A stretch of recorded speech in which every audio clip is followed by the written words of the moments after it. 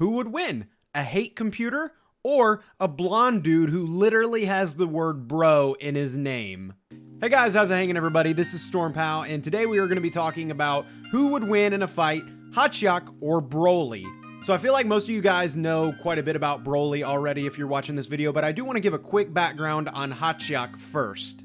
Hatchiyack is an android-type machine that was made by the Tuffle scientist, Dr. Lychee, and he was made with the sole intent and purpose of eradicating the Saiyans. And he premiered in, you guess it, Plan to Eradicate the Saiyans. Plan to Eradicate the Saiyans was actually an OVA back in 1993, but it also had an RPG that was designed on the Nintendo Famicom called Dragon Ball Z Gaiden Saiyajin Zetsumetsu Kaikaku.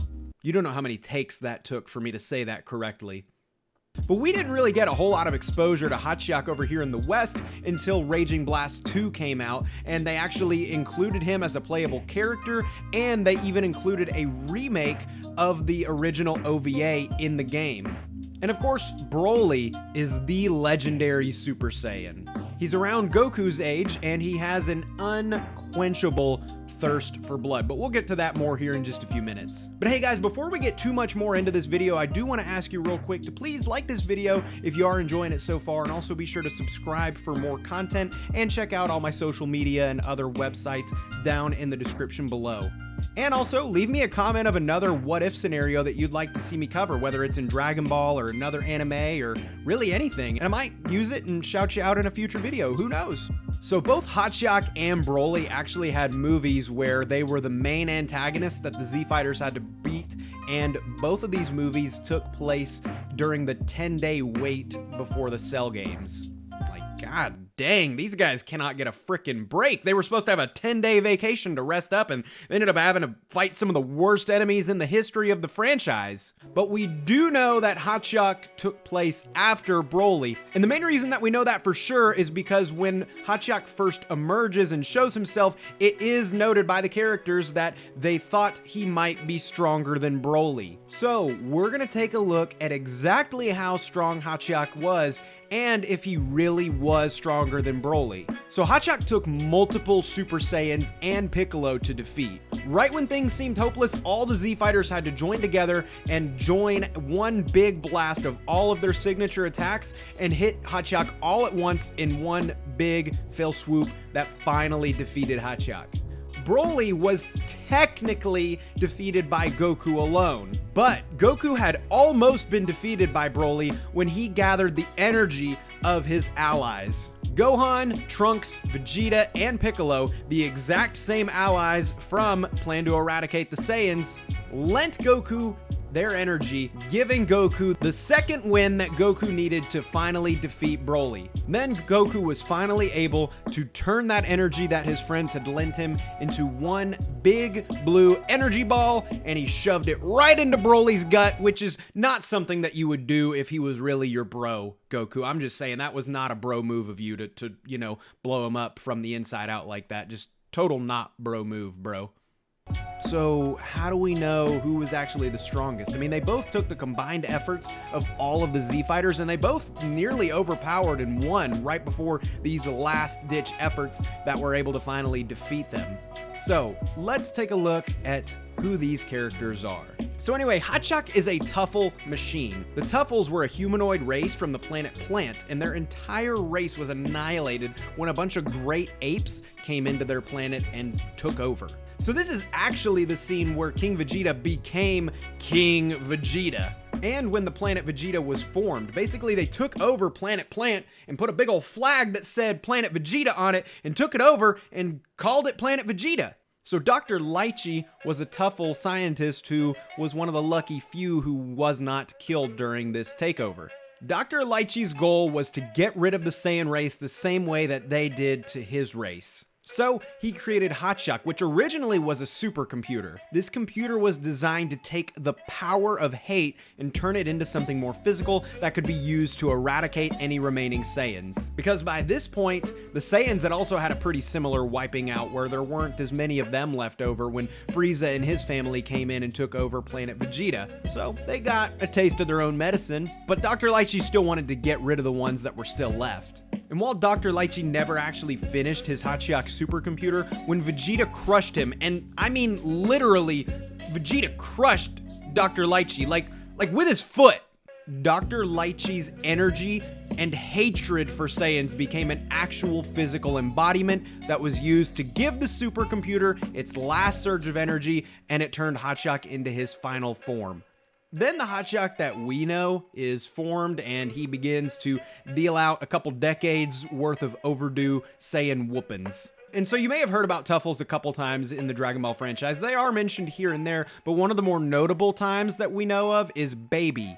So Baby was basically a biological experiment. Unlike Hatchiyack, he's not really an android or a machine, he is an actual creature. And although he wasn't powered strictly by hatred like Hatchiyack was, he was taken from some of the genetic information from the Tuffle King, and a part of that DNA is the hatred that their race has for Saiyans. Now, for comparison reasons, we actually don't have a lot of good information that we can use with Baby, and the reason for that is because there wasn't a whole lot of time that we had with Baby in his base form before Baby started taking over other Saiyans and other people in a parasitic fashion. So we really don't have a whole lot of information on how strong Baby was without these parasitic takeovers. So that's not really going to be what we're using too much here in this analysis. And so for this comparison, we will be comparing Hatchiyack to the Broly that is in the 1993 movie Broly, the Legendary Super Saiyan. And the main reason for that is because they take place around the same time. So we're not necessarily going to be looking at Dragon Ball Super Broly or Broly the Second Coming, or definitely not Bio Broly or anything like that. We're just taking a look at Broly in his main first appearance, which was that movie in 1993. So Broly's main source of power is his hatred for Goku specifically, not necessarily all other Saiyans, because obviously Broly is a Saiyan, but he has a deep-seated hatred for Goku.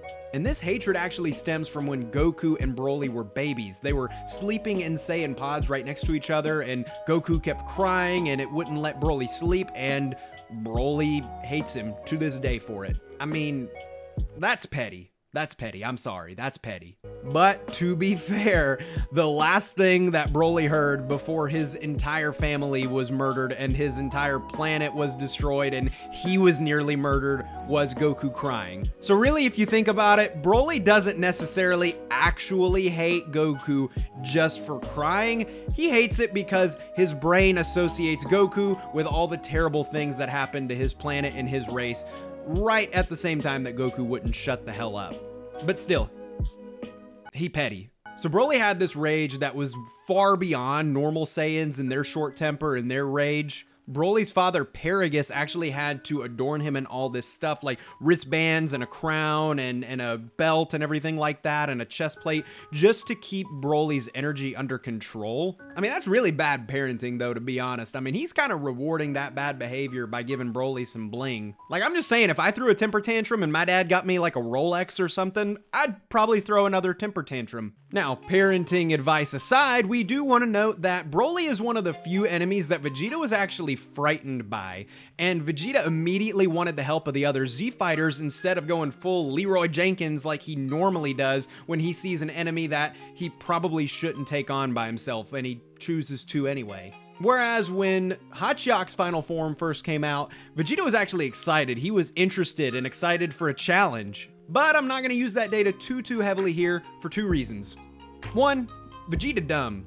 Vegeta always changes, and maybe he was just more cocky during that Hatchiyack battle. Maybe he was feeling a little down on himself, you know, maybe had some trouble at home that time there before the Broly fight and wasn't feeling quite as confident and cocky. Number two, and really the main one, maybe more important one here, is that maybe they weren't able to fully detect Hatchiyack's power level. Now, I know that they did note that they thought he might be stronger than Broly, but it should definitely be noted that Hatchiyack is a machine. So kind of like the androids, I'm sure that they weren't able to detect his power level really hardly at all. And if they were, I'm sure that it was pretty inaccurate information that they were able to get from him. And overall, there are some amazing parallels between Broly and Hatchiyack, and that's why I was so excited to make this video. Both of them are powered primarily through hatred and anger, specifically anger and hatred that are associated with their entire race being destroyed.